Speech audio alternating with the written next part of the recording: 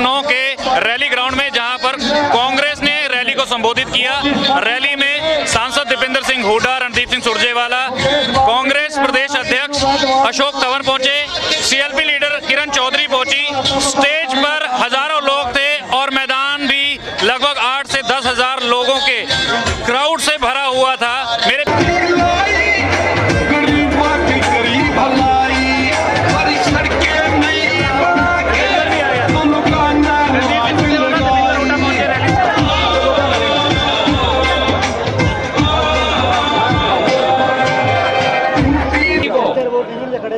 नव वर्ष की और गणतंत्र दिवस की मैं सभी को बहुत बहुत शुभकामनाएं देता हूं। आपको न्योता देना चाहूंगा कि आप जो है हमारे हल्के कैथल में आकर के, जो मेरा भी हल्का है और भाई रणदीप सुरजेवाला जी का भी हल्का है, आप आकर के देखोगे आपको एक भी सड़क ऐसी खराब नहीं मिलेगी जैसे कि सड़कें जींद के अंदर है। तो इसलिए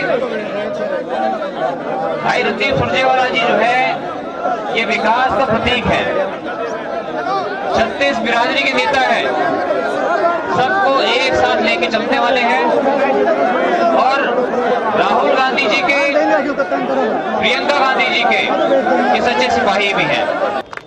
आपके सामने एक ऐसा निर्णय है जो निर्णय हरियाणा की तस्वीर आने वाले दिनों में बदलेगा।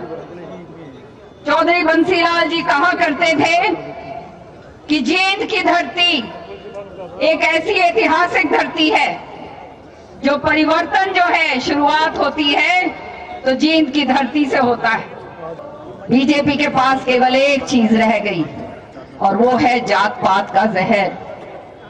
ये जहर जो पूरे हिंदुस्तान के अंदर मोदी जी ने फैलाने का काम किया और यहाँ पर बीजेपी की सरकार ने करा है, इससे याद रखना, ये जो नेता जात पात का जहर फैलाता है उससे ज्यादा घटिया आदमी कोई नहीं हो सकता। 36 बरादरी एक होगी, भाईचारा इकट्ठा होगा, तभी आप आगे बढ़ सकते हो। हरियाणा में पूरी मेजोरिटी, कई सालों के बाद दिल्ली में पूरी मेजोरिटी, बड़े बड़े वायदे किए गए थे। पहला 2 लाइन दिल्ली की सरकार के बारे में बहुत बड़ी बड़ी बातें की गई थी। 15 लाख आएंगे, काला धन आएगा, 2 करोड़ युवाओं को रोजगार दिलवाएंगे, यानी कि 5 साल में 10 करोड़ युवाओं को, यानी कि हर दूसरे घर में रोजगार दिलवाएंगे। दुश्मन के 1 सर की बदले 2 सर लेके आएंगे। किसान को स्वामीनाथन लागू कराएंगे, उसकी आमदनी को दुगना कराएंगे। हमने जब पूछा ऐसे अच्छे दिन कब आएंगे, कब महंगाई कम कराएंगे, कब सारे वायदों को पूरा कराएंगे, अच्छे दिन कब आएंगे, तो हमें कहा कि हम तारीख नहीं बताएंगे। हमने कहा तारीख क्यों नहीं बताएंगे? कहा कि हमने राम मंदिर की तारीख नहीं बताई तो अच्छे दिनों की क्यों बताएंगे? भगवान राम भी ऊपर से देखते होंगे तो परेशान होते होंगे। अपने जीवन काल में तो एक बार वनवास लेना पड़ा, मगर जब आज बीजेपी की सरकार आई तो सरकार में याद करते हैं और उसके बाद वनवास पे भेज देते हैं। 5 साल चुनाव में फिर याद करते हैं। और यही कारण है, देश के लोगों ने कहा कि आपने वायदे पूरे नहीं किए। हाँ, एक वायदा जरूर पूरा किया, कहा था 70 साल का रिकॉर्ड बनाएंगे। 70 साल के कुछ रिकॉर्ड इन्होंने बना दिए। 70 साल में देश के किसान पे कभी इतना कर्जा नहीं चढ़ा। 5 साल में 8 लाख करोड़ से 15 लाख करोड़ जितना मोदी साहब आपकी सरकार में, 70 साल में बैंक का कर्जा इतना नहीं डूबा बड़े उद्योगपतियों के माध्यम से जितना मोदी साहब आपकी सरकार में। 70 साल में रसोई गैस का सिलेंडर, डीजल, पेट्रोल और खाद का कट्टा इतना महंगा नहीं हुआ जितना मोदी आपकी सरकार में। 70 साल में बेरोजगारी का दर इतना नहीं बढ़ा जितना इस सरकार में। 70 साल में शांति के समय देश के जवानों को इतनी शहादत नहीं देनी पड़ी जितना मोदी जी आपकी सरकार में। 70 साल में भाईचारे पे पूरे देश में इतनी आंच नहीं आई जितना बीजेपी तेरी सरकार में। और 70 साल में इतना झूठ नहीं बोला गया जितना इस सरकार में। कि आप लोगों ने ये इस जींद की धरती में, जिसको संघर्ष की धरती कहा जाता है, एक बार फिर हरियाणा कांग्रेस को संघर्ष की जरूरत पड़ी तो आपने वो संघर्ष करके दिखाया और इसी धरती से कांग्रेस दोबारा हरियाणा के अंदर एक नई इबादत लिखेगी, एक नया इतिहास लिखेगी। ये मुझे पूरा यकीन है, क्योंकि इसी धरती पे हमने 4 साल कोई ऐसा मुद्दा नहीं था जिसको लेकर के हमने संघर्ष नहीं किया, हमारे जींद के साथियों ने संघर्ष नहीं किया।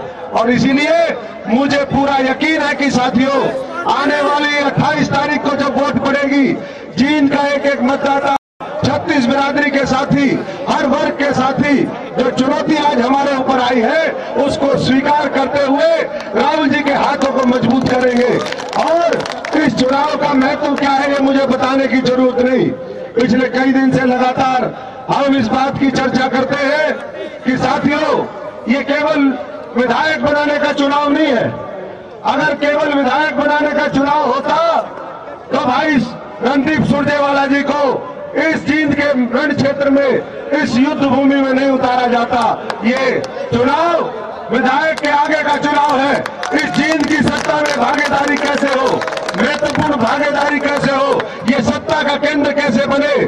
जींद के जो आज वर्षों से कष्ट है, आज हम देखे चारों तरफ जाकर के आप सड़कें टूटी पड़ी है, सीवरेज की व्यवस्था नहीं है। लोग कहते हैं कि पीने का पानी हमें नहरी पानी चाहिए, वो भाखड़ा का पानी चाहिए जो सिरसा, फतेहाबाद और तमाम जिलों को मिलता है। तो साथियों, हमने आप लोगों से वायदा किया, इस जींद की धरती पे वायदा किया कि जब अगली सरकार कांग्रेस की बनेगी और इसी चुनाव के बाद ये सरकार जब भारतीय जनता पार्टी की गिरेगी तो यहाँ पर न नौकरियों की कमी रहेगी, न सीवरेज की व्यवस्था दुरुस्त करने की कमी रहेगी, न पीने के पानी की दिक्कत होगी। और की वो पावन धरती जहां माता जयंती जी से आशीर्वाद ले, नीति के आधार पर पांडवों ने कौरवों पर विजय पाई थी। आज फिर जींद के इस रण संग्राम में एक बार फिर कौरवों पर विजय पाने का दिन 28 तारीख निश्चित हुआ। मेरे बुजुर्गों, साथियों, यह भी एक सत्य है कि वर्षों से सरकारें हमने बनाई, पर खास तौर से पिछले 5 साल में जब से भारतीय जनता पार्टी की सरकार आई है और 6 साल जब चौटाला जी की सरकार रही, एक सुनियोजित षड्यंत्र के तहत लोकदल की पार्टियों ने और भारतीय जनता और समय के वेग ने जींद पर पिछड़ेपन का ठप्पा लगा दिया। आज जींद पक्षपात का शिकार है, आज जींद भेदभाव का शिकार है, आज जींद पिछड़ेपन का शिकार है। तरक्की के हिसाब से, तरक्की के पायदान पर इलाके आगे बढ़ते हैं, पर मनोहर लाल खट्टर जी की सरकार ने, भारतीय जनता पार्टी की सरकार ने तरक्की के पायदान पर जींद को पिछले 5 वर्ष में पीछे धकेल दिया है। भाई अशोक और भाई दीपेंद्र चर्चा कर रहे थे, 2 और साथी हमारे अजीज है, हमें कोई व्यक्तिगत द्वेष नहीं, जो जगह जगह किलकियां मरवाते, शेखियां भगाड़ते फिरते हैं, दुष्यंत और दिग्विजय, उनकी पूरी कहानी तो जग जाहिर हो गई। उनकी पूरी कहानी परिवार की तो जग जाहिर हो गई, हम सबने देख ली। हमारा ओम प्रकाश चौटाला जी और उनके परिवार से राजनीतिक द्वंद्व है, और ये द्वंद्व व्यक्तिगत नहीं, ये विचारधारा की लड़ाई है, क्योंकि चौटाला परिवार ने हमेशा किसान का शोषण किया।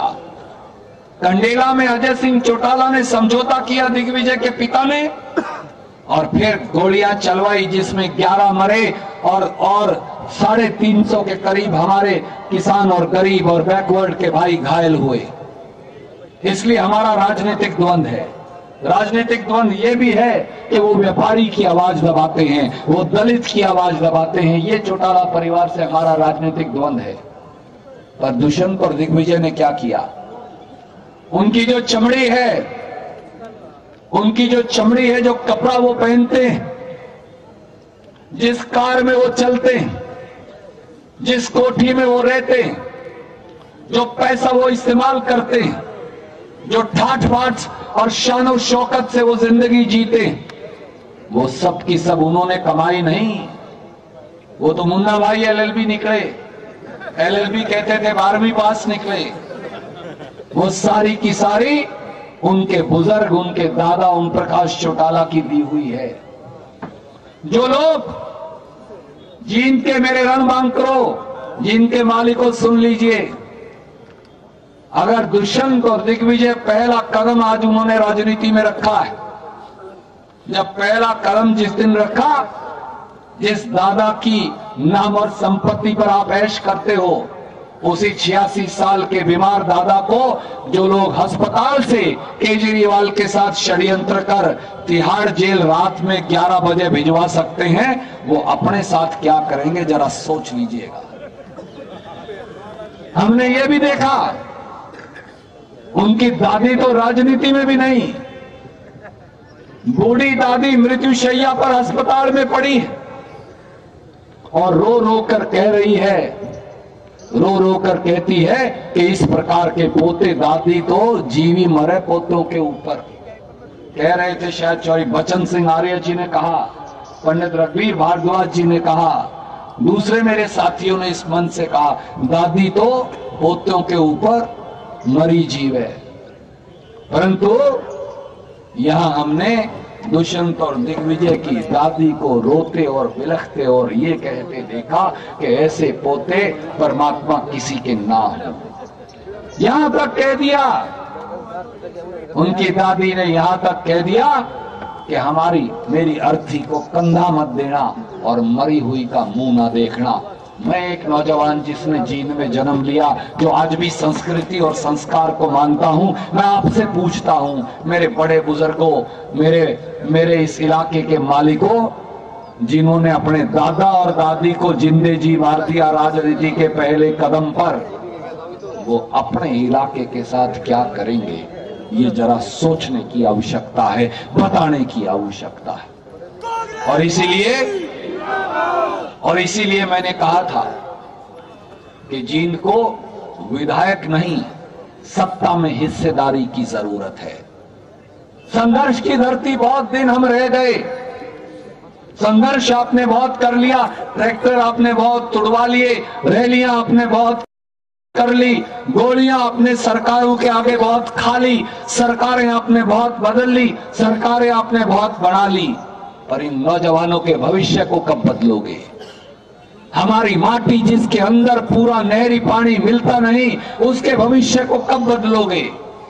हमारा जींद शहर और जींद का इलाका जो आज भी तरसता है तरक्की के लिए, इसके भविष्य को कब बदलोगे? और इसलिए रणदीप सिंह सुरजेवाला ने निर्णय किया कि मैं जींद की चुनौती को स्वीकार करूंगा, क्योंकि मेरा परिवार यहां रहता है। और बुजुर्गों साथियों,